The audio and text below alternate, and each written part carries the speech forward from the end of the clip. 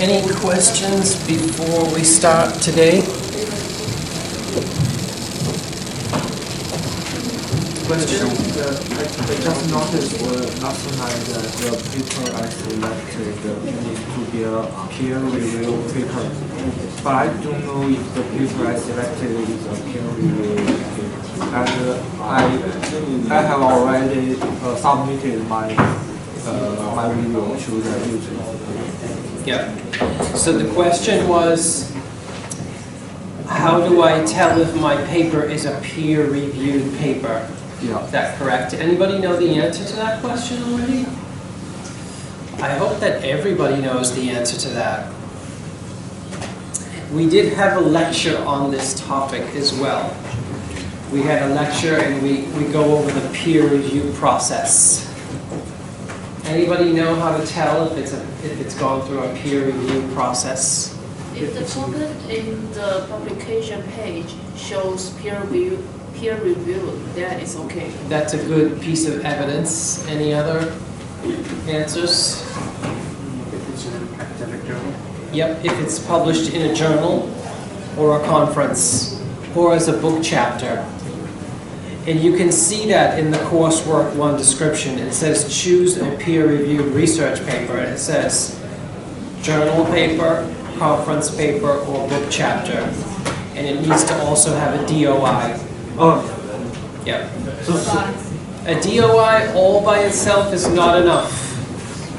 So just the existence of a DOI is not enough. It has to be, you need to be able to say, this is the name of the conference, this is the year in which it was published, these are the page numbers, or this is the name of the journal in which it was published, the issue number, the volume number, the year it was published, the page numbers. Then you know it's gone through a peer review process. If you're like really struggling, you can see me after class and I can tell you. Yeah. Any other questions? Okay. Some of the mistakes that I've seen so far already, people choosing papers that do not have a co-author from the University of Nottingham School of Computer Science. I've seen this mistake. I've seen a mistake of somebody choosing a paper on archive that has a DOI but was never published in a conference or a journal. I've seen that mistake. I've seen the mistake of somebody using ChatGPT for their slides. I saw it immediately. Like I saw it within 1 second. I was like, that's ChatGPT. Right, so that's actually not allowed, right? So just be careful. You saw me see it in the class already. I gave a live demonstration during one of the workshops, and it was the workshop where you had to produce some charts, and I could see that one of the charts was plagiarized within like 1 to 2 seconds, and I saw it again on one of the previews of the coursework 1. So the academics, it's hard to describe, but we know when it's authentic or plagiarized. Just, you'll have to trust me on that. Any other questions?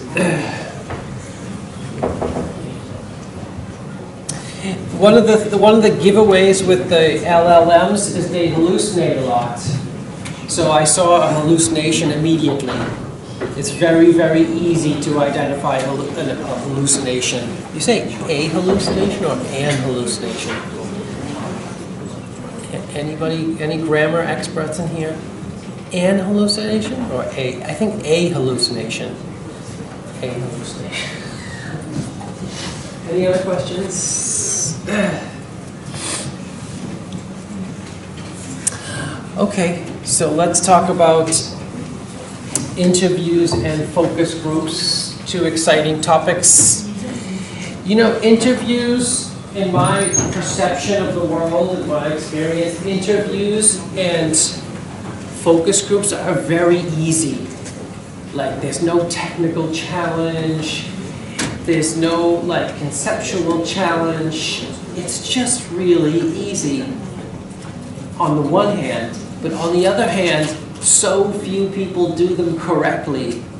It's very rare that I see somebody do a good, correct interview. It's very rare. So it's easy, but still it's rare that I see good ones. And so hopefully after today you'll understand what I mean by good interviews and you'll have a better knowledge. So interviews are a popular method used in qualitative inquiry. This is not difficult to imagine, right? Imagine you've produced a piece of software for your dissertation and you've tested it on some people, for example. You want some people to use it, and then you could have a little interview at the end. So it's very common. There's a good chance that you'll end up using something like this in your projects. Interviews can be used to obtain factual information, opinion, examples, or to understand how someone performs a particular task, to understand feelings and emotions, and so on.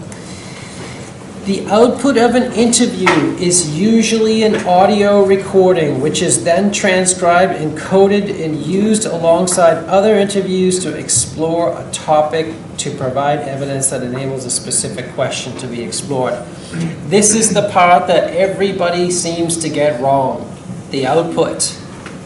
They know how to get the input, but they don't know how to take advantage of the output. So common mistakes I see are not recording the interviews, very common. Another common mistake I see is not transcribing the interviews.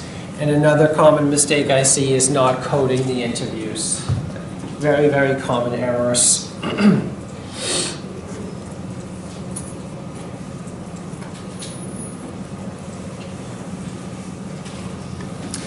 So starting an interview, at the beginning of an interview, you always explain what the purpose of the interview is or why you're conducting the interview. It's part of an investigation, it's part of a project. You might want to answer a certain question or explore a certain topic. That's usually very obvious. And then you explain how the interview is going to carry on, like the structure of the interview. There are going to be a certain number of questions. Some of them might be closed questions, some of them might be open questions. How long you expect it to take, for example. And at the end, you're going to ask them if they have any questions for you. You also explain that all the data and the participation is anonymized, right? So that participants' data is anonymized. In other words, their identity is never revealed, ever. And then you summarize how the data will be used. For example, there's a recording, there's a transcription, and then there might be some analysis, some thematic analysis on the interview, and so on.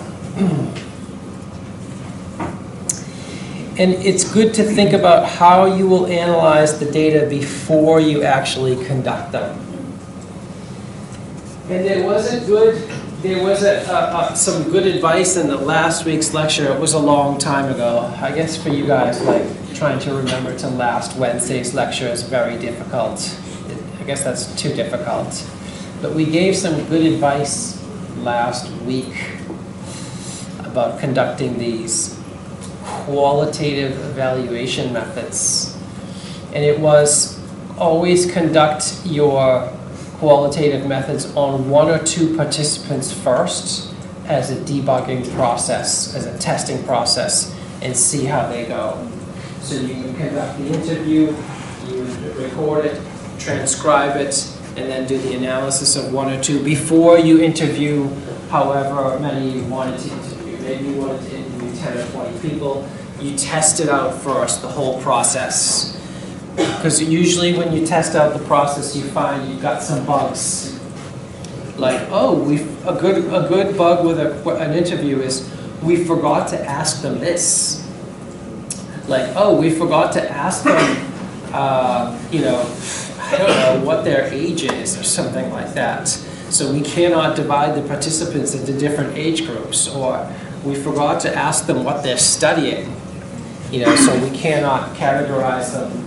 Usually the background of the participants is important. So you'll discover problems and bugs and errors if you do a few trial runs. And sometimes you need to do multiple trial runs. So 1, 2, or 3 before you do the whole thing. I had a class, an information visualization class when I was a student, and we had to do a project, and I didn't know what kind of project to do. So I was a master's student like you guys, and I didn't know what kind of project to do, but I knew I was interested in writing a PhD. So I went out to the professor and I said, hey, you know what, I don't know what project to work on. Do you have a project that you think we could work on that we could publish? Because I knew PhDs and publications were, that's the requirement for a PhD, to publish papers. So I thought, oh, we can give it a try.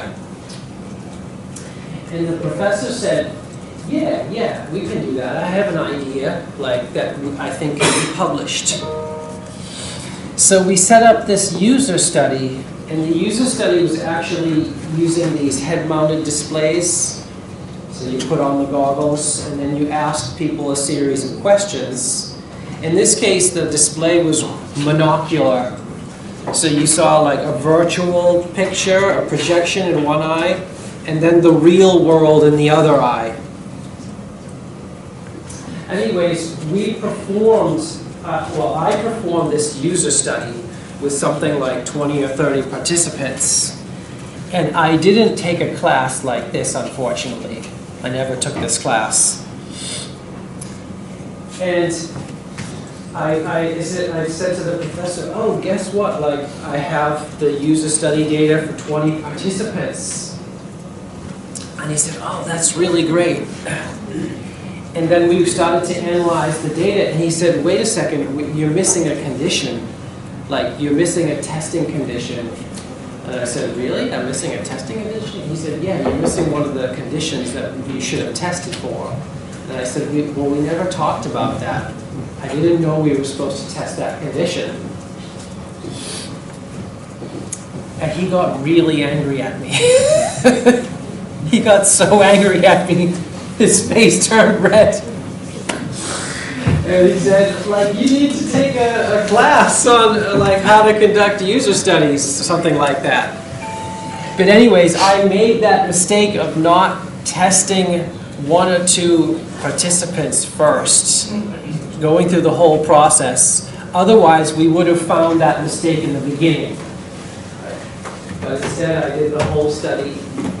It worked out in the end. I conducted another study, and we published a paper. It was my first paper. It was amazing. But still, I made that mistake. And it cost me, it cost me I don't know, a few hours of emotional turmoil. I still remember the professor getting very upset at me. Really red in the face. So, for interview types, we can have structured, right? That's where the questions are set, the answers are set, they're fixed. It might be a multiple choice answer. No follow-up questions, no deviating from the script. We can have semi-structured interviews where you have a set of core questions, but then you can deviate, right? You can add new questions or go into more depth on one topic. And then you have unstructured interviews where there are no preset questions at all. You're just trying to explore a topic. In my experience, the one we use the most is the semi-structured. Structured, you end up leaving out important things.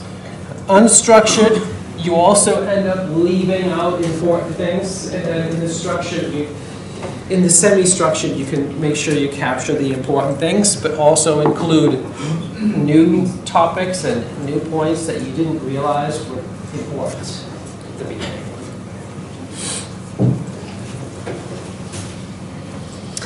There can be different kinds of questions, like factual questions, narrative questions, opinion questions, ideas, and follow-up questions.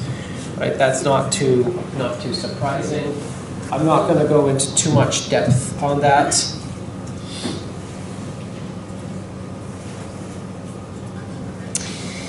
So, some guidelines on conducting interviews: be consistent. So, you want to use the same choice of words, the same choice of questions for each interviewee. You ought to be as consistent as possible. And that's to be systematic and avoid bias. The more systematic you are, the less biased you are, or the more the results are trustworthy.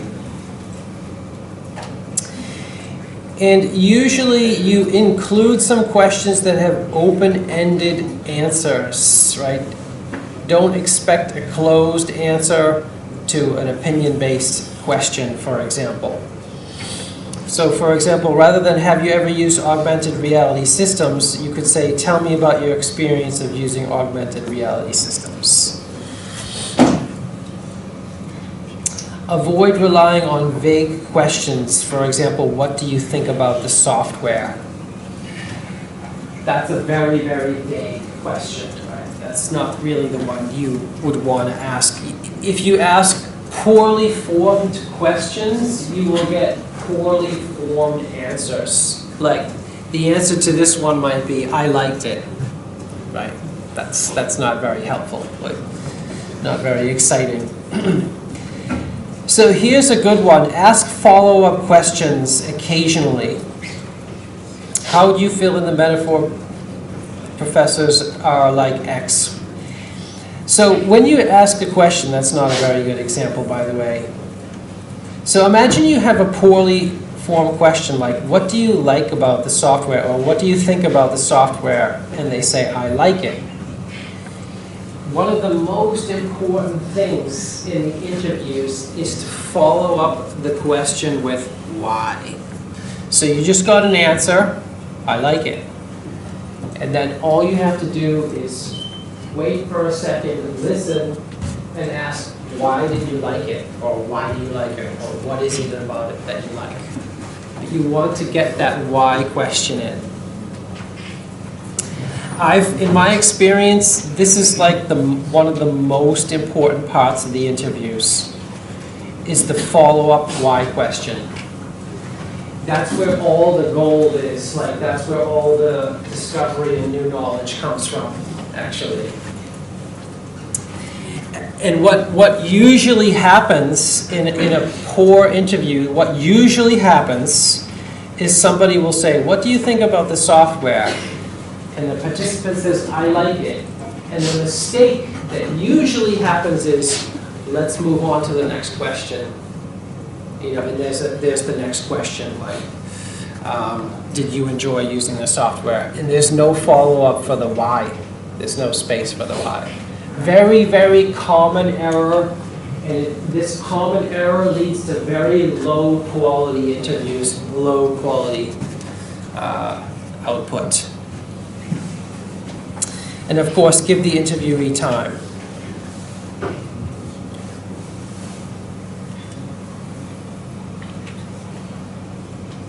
You can also include some neutral questions.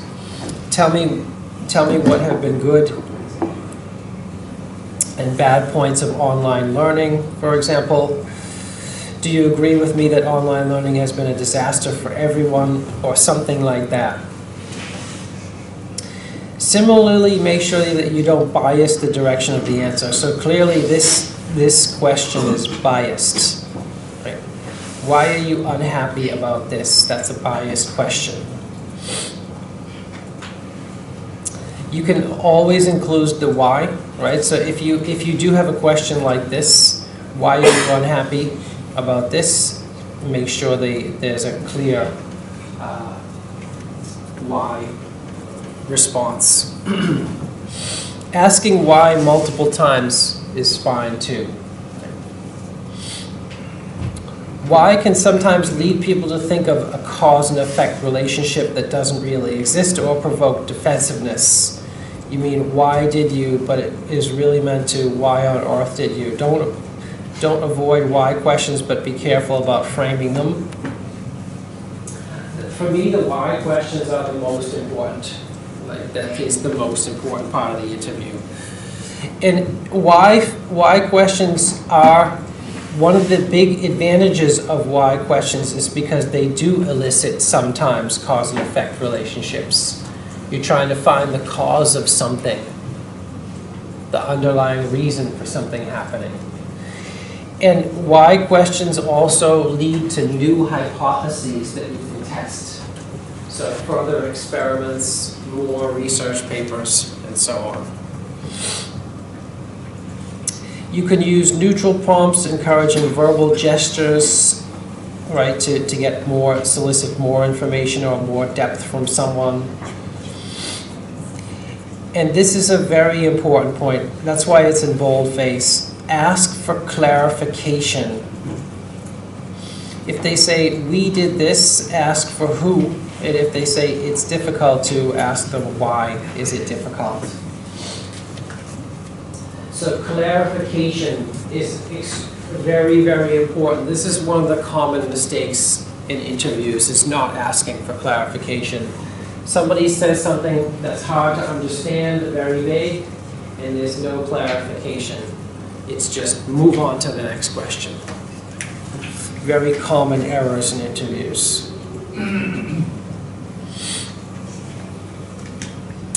Take into account your interviewee's background. Usually the first set of questions in any interview are about the interviewee's background. What is your occupation? Maybe what is your age? What is your educational level? What did you study, for example? Which country are you from? You know, is English your native language? And those sorts of things. Usually those first 5 to 10 questions are just trying to understand the background of the interviewee. So think about your interviewee, think about their background, structure your interview, start with easy questions, and then as the questions progress, you can make them more difficult and ask one question at a time. And usually interviews have the question at the end, do you have anything more to say on any of the topics that we've discussed? Or do you have any questions for me? By the way, the things that I'm talking about today also apply to job interviews. Like a lot of it overlaps with job interviews. So you can think about it. At the last question of every job interview is, do you have any questions for us, or do you have any questions for me? Anybody know the wrong answer to that question? No. Correct, that's the wrong answer. Yes, and I have given that answer. Once I gave that answer, and at the end I was like, oh my gosh, that was so stupid. I'm not getting that job. I didn't get that job. So for a job interview, make sure you have a few questions. And if you're interested in more advice, watch my playlist. I have a playlist called Employability and Job Preparation, and there's a link to it on the Moodle page.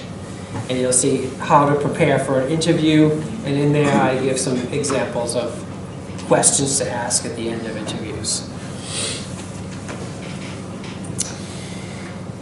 Okay, you analyze the interviews, right? You transcribe them. There are all sorts of tools now for transcriptions. I think that's one of the advantages of AI, right? Transcription.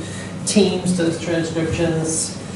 YouTube does transcriptions, and I'm sure there are other pieces of software out there that do transcriptions that I don't know about. Can anybody think of any that do transcriptions? If you're not sure, you can just Google like free transcriptions. They're not perfect, but, and you don't need the stammering ers and ums generally, unless you're studying the stammering itself. You don't need to include that. I was interviewed once by a kind of local kind of newspaper, and they did a transcription of the interview, and they left in every time I went or they left it in. And I was like, oh my god, I can't believe you guys left this stuff in the transcript. Like, how stupid is that? They transcribed it literally syllable by syllable and just published it. They didn't do any editing. You don't want to do that unless you're literally trying to study the language itself and how often people stammer or something like that. But that's usually not what people are interested in. Anyways, it looked really, really dumb when they published it. I was surprised. I was like, whoever did this has no experience. It was their first day on the job of transcribing interviews. And of course, there's software for organizing and coding interviews. We won't go into depth on that, but NVivo is one of them. There are other tools as well, not just NVivo. This is what it looks like. We saw a screenshot of this last time. You read the interviews, and then you code the different themes in the interviews, and so on. Usually you're performing a kind of thematic analysis, so you're looking for certain themes that repeat over and over again, because usually you're trying to answer a question, right, or confirm a hypothesis. So you look for the patterns that either confirm the hypothesis, refute the hypothesis, contribute to the answer, or contribute new questions. And outliers are very good too. You can build a structure to build theories about what people think or want or do or believe. You try to generalize. You try to use generalization. You can use the so-called grounded theory approach to analyze the interview data. So that's where you collect all of your text and you start analyzing the words. You start coding the themes. You look for the reoccurring themes. And then you look at the patterns that emerge from the data. So that's without forming a special hypothesis. As researchers review the data collected, ideas or concepts become apparent to the researchers. These ideas, concepts are said to emerge from the data. The researchers tag those ideas, concepts with codes that succinctly summarize the ideas or concepts. As more data are collected and reviewed, codes can be grouped into higher level concepts and into categories. The categories form the basis of a new hypothesis or theory. That's the grounded theory approach. And one of the tricky aspects of the grounded theory approach is how do you know when you've collected enough data? That's one of the big questions. So everybody understands interviews now? Yeah. Everybody can do a good quality interview, I hope, and avoid some of those mistakes. Try not to get your supervisor's face red and have them yelling at you. That he had a temper problem, like a bad temper. That was also part of the equation. Any questions about interviews? We tried to do a kind of interview in this module. Does anybody remember when we tried to do a kind of short, abridged interview in this module?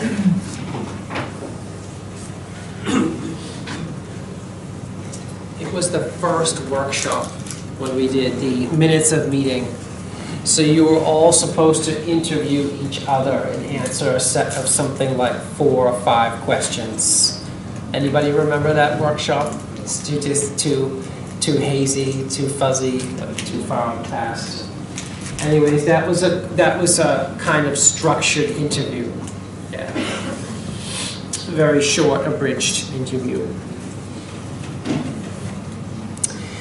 Okay, the next topic is focus groups. Anybody already know what a focus group is? Anybody know already? I bet there are some people in the audience that know what a focus group is already.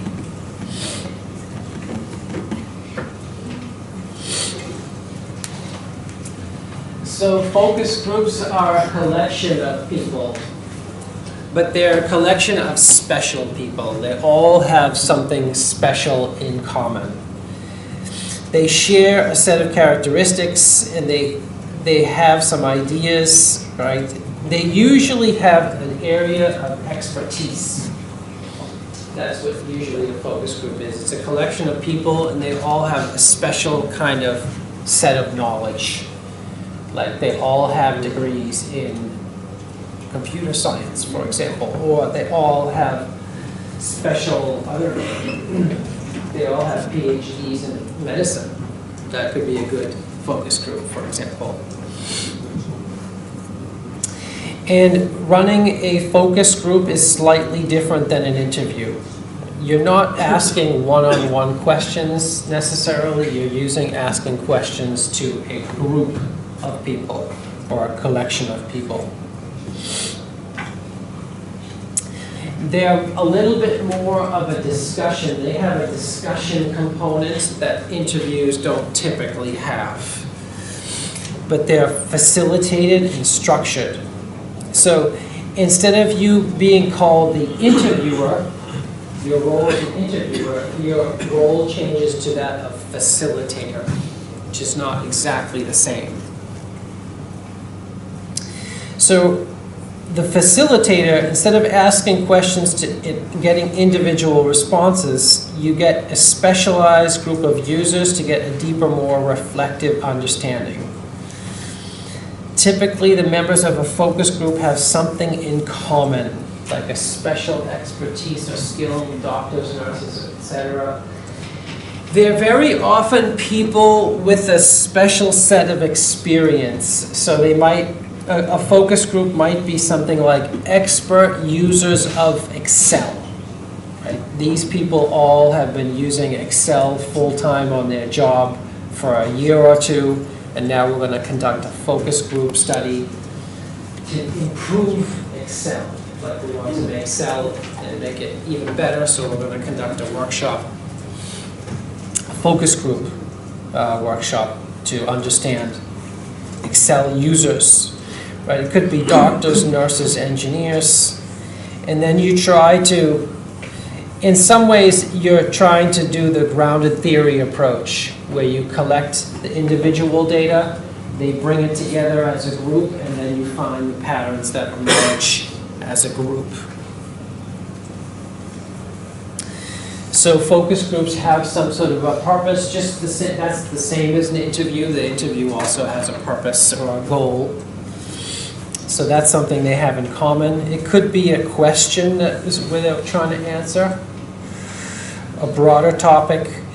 Usually focus groups are something like, here's a situation and we want to improve it. How can we improve this experience for this set of users? Like we have a set of professionals, it's usually professionals, and we want to improve their experience. So maybe we want, now improve their experience could be different things. It could be like, how do we make the results of their work more accurate? It could be like the quality, that's the quality. Or how can we make this process faster? Can we identify the bottlenecks of a process that prevent it, that hold it up? So it's usually something like this. It could be a question. And then you solicit reflections, ideas, and a detailed description of some experiences or an understanding of how people perceive the thing that they're working on. And they also typically have a focus in the sense that group members share something in common. That's something we've already mentioned. They usually all work on the same thing. Like it's a group of nurses, or a group of teachers in high school, for example, or a group of university professors. It's usually a special set. It's often connected with an occupation, a focus group.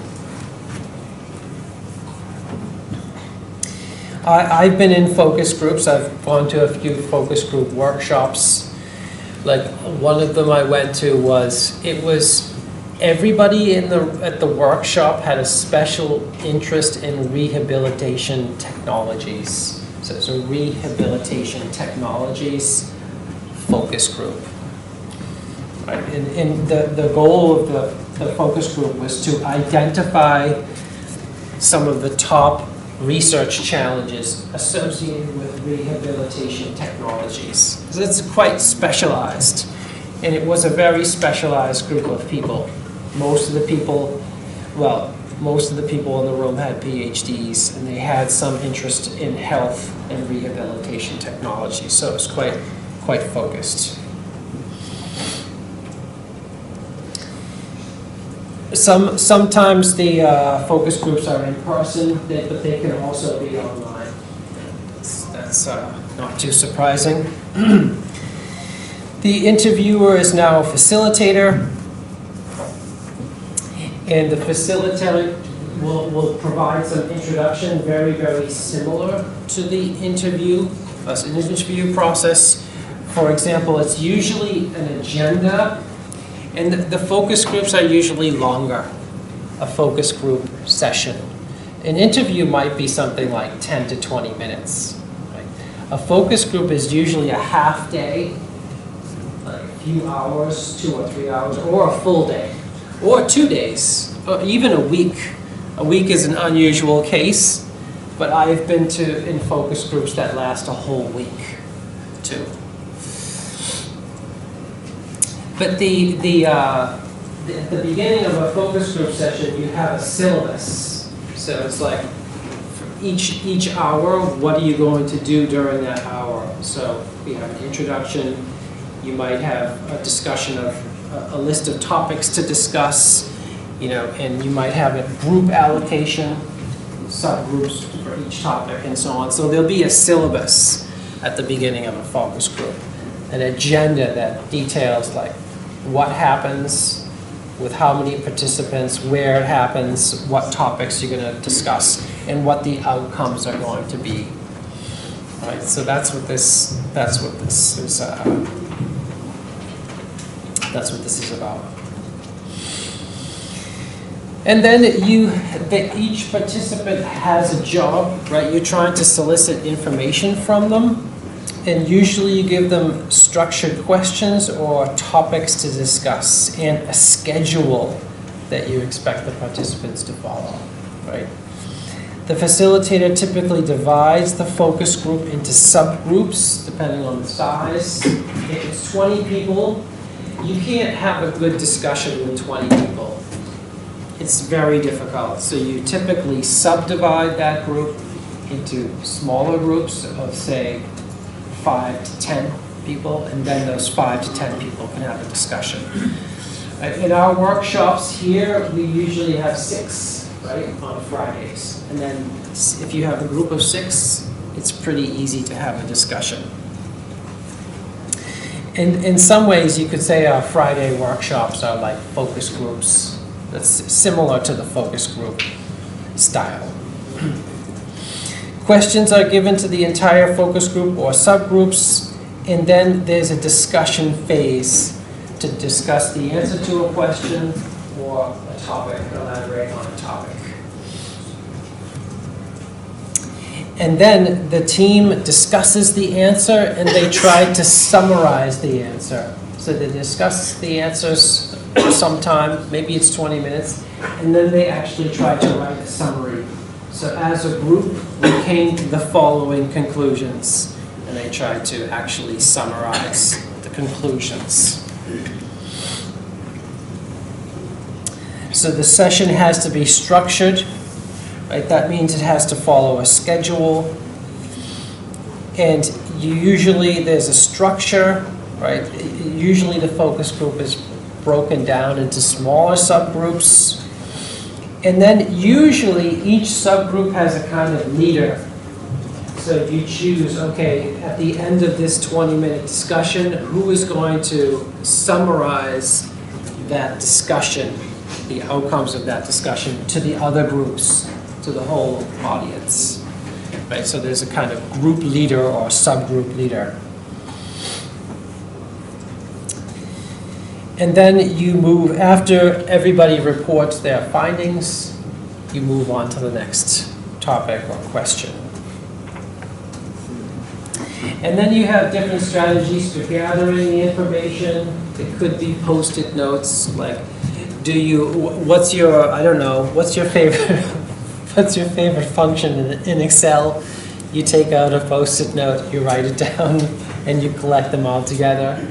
Maybe you find out that a lot of people have the same favorite function in Excel, for example.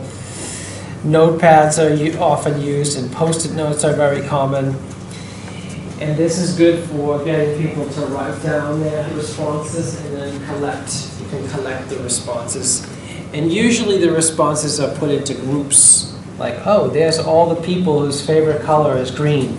You know, and here's all the people whose favorite food are bananas, or whatever. In the Friday workshops, we use Google Docs. We don't use post-it notes and notepads. And participants can manipulate the post-it notes to cluster ideas on a common theme. So that's usually what happens, right? When you have the separate pieces of information, you try to bucket them into different categories. And that looks for patterns and outliers. And there are lots of tools that can do this. Has anybody ever used any of these tools before, like Miro? Yeah? Where did you use it? Where? In your lab? Which? Your laptop. Was it part of a class or something, or you just? No, I just like to. Okay. There are some classes that use these tools. I don't typically use them because I don't like them, but I've used them when I've been a participant in a workshop or a focus group. Has anybody ever used Miro or Miro? Have anybody ever seen that one? The problem I've seen with these is when you have virtual, so this is for virtual post-it notes, right? You can create virtual post-it notes. So this is the Microsoft Teams, some of the options in Microsoft Teams. This is what it looks like in Miro. The problem with Miro, though, is this is always deleted. Like, you create it, and then it's just deleted and gone forever. It's never used again.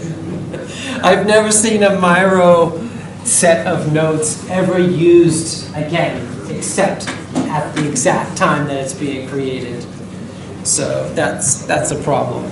Watch out for that next time when you're working in a company, and they say, "Oh, let's run a focus group, and we're gonna be so cool. We're gonna use Miro. We're gonna look so sophisticated." Pay attention to if they ever use the output ever again. Usually, it's just lost and deleted immediately, right as soon as the session ends.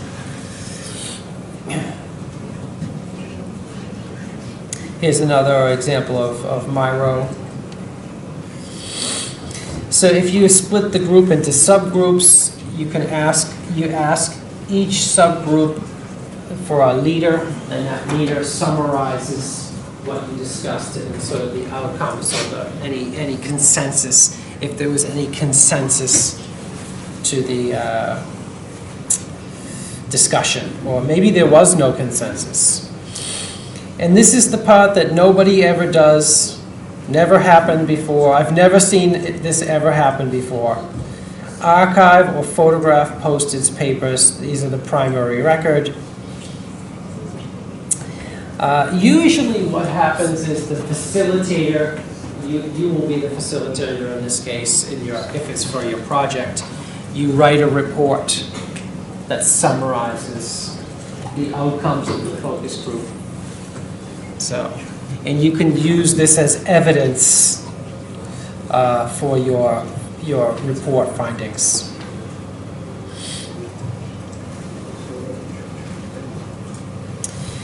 So there are variations of this theme. Instead of having a specific question to answer, it could just be discuss a topic. I wouldn't recommend having something so open-ended. Just think about a given topic and suggest ideas. It's good if you have a targeted outcome and then more of a targeted questions and hypotheses. You can turn phrases into positively phrased, more positively phrased content. So instead of "I hate Friday morning workshops," you could say "I love Friday morning workshops." Right? Usually, it's better to focus on the more positive content, the more positive phrases, and then you can take ideas in turn and ask people to vote on whether they agree and discuss why or what or why they voted the way they did. So focus groups are trying to accelerate this process of making progress. If you get together a collection of experts on a given topic, people generally trust the results. So if you say, I ran a focus group study on this topic with this special agenda, people usually trust those results. Like they think, oh, you really got 20 experts and they all thought this is one of the top unsolved problems in rehabilitation technologies. Those results and those outcomes usually have credibility and people usually trust them. Okay, any questions about focus groups or interviews?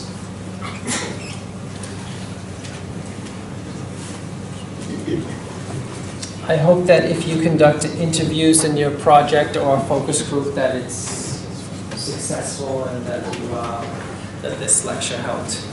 If everybody's happy, then we can stop now. And if you're unhappy, you can stay, talk to me until you're happy.